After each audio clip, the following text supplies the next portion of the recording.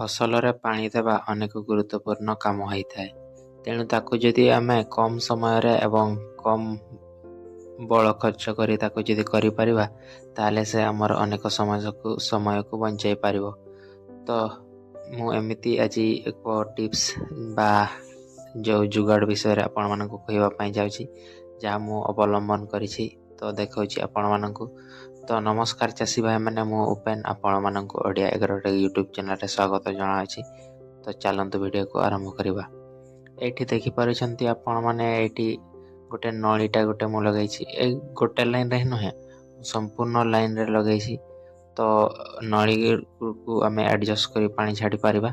ଯଦି କଲ୍ ଲାଇନ୍ରେ ବେଶୀ ପାଣି ଯାଉଛି ତାକୁ ଆମେ କନା ସାହାଯ୍ୟରେ ବା ଅନ୍ୟ କୌଣସି ଏମିତି ମୁଁ ବାଉଁଶ ଗଣ୍ଠି ଗୁଡ଼ିକ ଯେଉଁଗୁଡ଼ିକ କାଟିଥିଲି ସେଗୁଡ଼ିକ ଆଣିକରି ରଖିଛି। ତ ଏମିତି ମଧ୍ୟ କରିପାରିବା। ତ ପାଣି ଦେବା ସମୟରେ କ୍ଷେତ ଗଡ଼ାଣିଆ ଥିବାରୁ ପାଣି ଗୁଡ଼ିକ ଯଦି ଗୋଟେ ଲାଇନ୍ରେ ଯେମିତି ମୁଁ ଆଗରେ ଛାଡ଼ୁଥିଲି, ତ ଗୋଟେ ଲାଇନ୍ରେ ଛାଡ଼ିଲା ମାନେ ସେ ପୁରା ଦୌଡ଼ିକରି ପଳେଇବ ସେପଟକୁ। ତ ଯାହାଫଳରେ ଗଛ ଭଲ ଭାବରେ ମାଟି ଭିଜି ପାରିବ ନାହିଁ। ତେଣୁ ମୁଁ ଏଠି ସିଷ୍ଟମ୍ଟା ସେଟା କରିଛି। ତ ଦେଖିଲି ଯେ ମୁଁ ଯଦି ପାଣି ଧୀରେ ଧୀରେ ଯିବ ଗଡ଼ାଣିଆ ଜାଗାରେ ବି, ତାହେଲେ ମାଟିଟା ଭିଜି କରି ଯିବ। ତ ସେଥିପାଇଁ ମୋର ମୋଟର ତ ହେଉଛି 2.5 ଅଢ଼େଇ HP ର। ତ ପାଣି କିନ୍ତୁ ସଫିସିଏଣ୍ଟ ବହୁତ ଜୋରରେ ଆସେ। ତ ଗୋଟେ ଯଦି ଛାଡ଼ିବା ସେ ଦୌଡ଼ିକରି ସେପଟକୁ ପଳେଇବ। ତେଣୁ ସେଥିପାଇଁ ମୁଁ এই ସିଷ୍ଟମ୍ଟା କରିଛି। ବାଉଁଶ ଗୋଟେ ବଡ଼ ବାଉଁଶଟା କାଟିବେ, ତ ସେଥିରେ ହିଁ 20-25ଟା ନଳି ବାହାରିଯିବ। ତ ଗଣ୍ଠି ଗୁଡ଼ିକୁ ଆପଣ ଅଲଗା କରିବେ। ତ ନଳି ଗୁଡ଼ିକ ନାଳ ସମାନରେ, ମେନ୍ ଲାଇନ୍ ଆପଣଙ୍କ ଯେଉଁଟା ଥିବ ସେ ସମାନରେ ତାକୁ ଦେବେ ଏବଂ ତାକୁ ପୋତିବେ। ତ ପୋତିଲା ଆପଣ ଦେଖିବେ ଯେ ସେ ସମାନରେ ହେଉଥିବ। ଦେଖନ୍ତୁ ମୁଁ ଏମିତି କରିଛି, ପାଣିଟା ସେପଟରୁ ଆସିଛି, ସେପଟେ ଖାଳ ଅଛି। ମୁଁ ଦେଖେଇବି ମଧ୍ୟ କେମିତି ଖାଳର ପାଣି ଆସିଛି। ତ ଏଇଠି ମୁଁ ଡାଇଭର୍ସିଫାଏ କରିଛି। ଏପଟକୁ ଟିକେ ପାଣି ଯାଉଛି କାରଣ ଏପଟେ ମଧ୍ୟ 5ଟି ଲାଇନ୍ ଅଛି ଆଉ ଏପଟକୁ ଯାଉଛି। ଏ ସାଇଡ଼୍ରେ ବେଶୀ ଗଛ ଅଛି, ତେଣୁ ପାଣିଟା ଏପଟକୁ ଟିକେ ବେଶୀ ଯାଉଛି। ହଁ, ଆଉ ଗୋଟେ କଥା କହି ରଖିବି। ତ ଆପଣମାନେ ୟାର ସଠିକ୍ ଭାବରେ କରିବା ପାଇଁ ଯେଉଁଠି ମୋର ପାଣି ପଡ଼ୁଛି ସେ ପାଖରେ ଯେଉଁ ଲାଇନ୍ ଗୁଡ଼ିକ ଥିବ ସେଥିରେ ଆପଣ ଛୋଟ ନଳୀ ଗୁଡ଼ିକ ରଖିବେ। ଯାହାଫଳରେ କ'ଣ ହେବ ନା, ଛୋଟ ନଳୀରେ କମ୍ ପାଣି ଯିବ ଏବଂ ଯେଉଁ ସାଇଡ଼୍ରେ ଲାଷ୍ଟ ଆଡ଼କୁ ସେପଟରେ ନଳୀ ଗୁଡ଼ିକ ବଡ଼ ରଖିବେ। ଯାହାଫଳରେ ଏପଟକୁ କମ୍ ପାଣି ଟାଣିବ, ସେପଟକୁ ଗଲା ସେ ଆପେ ଆପେ ଆଡ଼ଜଷ୍ଟ ହେଇକରି ଚାଲିବ। ହଁ, କିନ୍ତୁ ପାଖ ନଳୀ ଗୁଡ଼ିକରେ ବେଶୀ ପାଣି ଯଦି ଯାଉଛି ତାହେଲେ ଆପଣମାନେ ସେଗୁଡ଼ିକ କନା ଦ୍ୱାରା ଚୁଣ୍ଟେଇ କରି ଆଡ଼ଜଷ୍ଟ କରିପାରିବେ।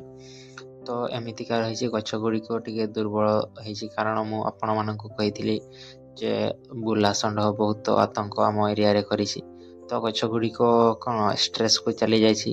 ଆଉ କ'ଣ ହେଉଛି ନା, ଯେଉଁ ପୁରୁଣା ପତ୍ର ଗୁଡ଼ିକ, ବଡ଼ ପତ୍ର ଗୁଡ଼ିକ ସେଗୁଡ଼ିକ ଖାଇଦେଲା ଆଉ ଯେଉଁ କଅଁଳିଆ ପତ୍ର ଗୁଡ଼ିକ ରହିଲେ, ତ ସେଥିରେ ରୋଗ ପୋକ ବହୁତ ଶୀଘ୍ର ଲାଗିଯିବେ। ଥ୍ରିପ୍ସ, ଏଫିଡ୍ସ ଯେଉଁଗୁଡ଼ିକ ଧଳାମାଛି ଗୁଡ଼ିକ ଅଛନ୍ତି, ସେମାନେ କଅଁଳିଆ ପତ୍ର ଗୁଡ଼ିକ ବହୁତ ଶୀଘ୍ର ଖାଇଦେବେ, କିନ୍ତୁ ଯେଉଁ ବଡ଼ ପତ୍ର ଗୁଡ଼ିକ ଥିବ ସେଗୁଡ଼ିକ ଖାଇପାରିବେନି। ତ ଦେଖନ୍ତୁ, ମୁଁ ଏଠି ଖାଳ ଯେମିତି ଆପଣମାନଙ୍କୁ କହିଥିଲି, ନଦୀରେ 2.5 HP ର ପମ୍ପ ଲାଗିଛି, ଚାଇନା ପମ୍ପ। ଦେଖନ୍ତୁ ଖାଳଟି 15 ଫୁଟ ଖଣ୍ଡେ ଗଭୀର ହେବ। ତ ସେଥିରୁ ଫୁଟବଲ୍ ପାଇପ୍ ଆସିକରି ଲାଗିଛି। ଆପଣମାନେ କେଉଁ ମୋଟର ବ୍ୟବହାର କରୁଛନ୍ତି କମେଣ୍ଟରେ ଜଣାଇବେ। ତ ମୋ ପାଖରେ ତ ଡିଜେଲ ମୋଟର ଅଛି, ମୁଁ ସେଇଟାକୁ ହିଁ ବ୍ୟବହାର କରିବେ। ଦେଖନ୍ତି ମୋଟରଟି ଚାଇନା ମେସିନ୍, ଯେଉଁ ଆମେ ଏପଟେ ଲୋକାଲରେ କହୁ। ତ ଏମିତି କଣ୍ଡିସନ୍ ରହିଛି। ପାଣି ସେଇଠି ଯେଉଁ ସେପଟରେ ଅଛି ସେପଟକୁ ପାଣି ଯାଉଛି। ତ ୟାର ମେସିନ୍ର ବି ପାଣି ଟାଙ୍କି ଗୁଡ଼ିକ ଛାଡ଼ି ଯାଇଛି, ମେଣ୍ଟେନାନ୍ସ କରିବାକୁ ହେବ, କିନ୍ତୁ ଠିକ୍ ଠାକ୍ ଚାଲିଛି। ଆଉ ତ ଆପଣମାନଙ୍କୁ ମୁଁ ଯେମିତି ଚାଷ କରିଛି ଆଉ କ'ଣ ଇମ୍ପୋର୍ଟାଣ୍ଟ ଟିପ୍ସ ଗୁଡ଼ିକ ଯେଉଁଗୁଡ଼ିକ କାମରେ ଆସିବ, ମୁଁ ସେଗୁଡ଼ିକ ହିଁ ଭିଡ଼ିଓ ବନେଇକରି ଛାଡ଼େ। ତ ଆପଣମାନେ ଯଦି ଭଲ ଭିଡ଼ିଓ ଗୁଡ଼ିକ ଲାଗେ ତାହେଲେ ଲାଇକ୍ କମେଣ୍ଟ କରନ୍ତୁ ଏବଂ ଯେଉଁ ପଦ୍ଧତି ଗୁଡ଼ିକ ମୁଁ ଅବଲମ୍ବନ କରିଛି ମୁଁ ସେଗୁଡ଼ିକ ହିଁ କହିବି। ତ ଯେଉଁ ଆପଣଙ୍କୁ ଯେମିତି ଭଲ ଲାଗିବ ଆପଣ ସେଗୁଡ଼ିକ ଦେଖିବେ।